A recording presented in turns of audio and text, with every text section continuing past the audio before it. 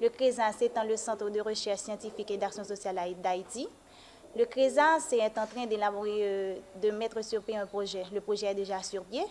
Le projet, c'est le projet de recherche scientifique pour le développement des affaires en Haïti. Pourquoi un tel projet en Haïti?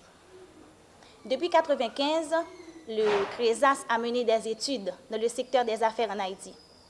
Et le CRESAS a vu que le problème dans le secteur des affaires existe vraiment. Donc, il faut un meilleur partenariat public-privé pour la résolution de ce problème.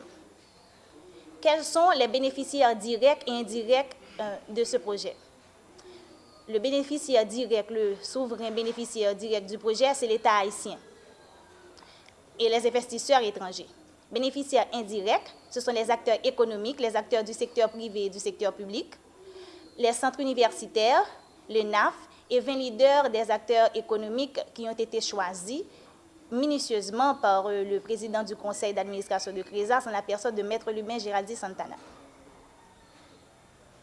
Parmi quelques hypothèses, je viens de vous citer là que la capacité technique du projet se repose sur 3 phases. C'est la structure organisationnelle et administrative du projet.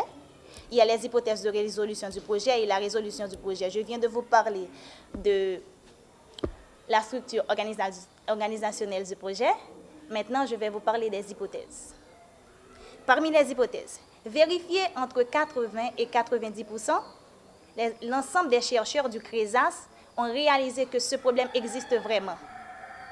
Ils ont élaboré un document, ils ont monté des ateliers de travail pour essayer, pour mettre les deux acteurs économiques, je vais parler du secteur privé et du secteur public, ensemble pour pouvoir travailler sur un ensemble de résolutions qui doivent être prises pour la réalisation de ce projet en vue d'un meilleur développement du secteur des affaires en Haïti.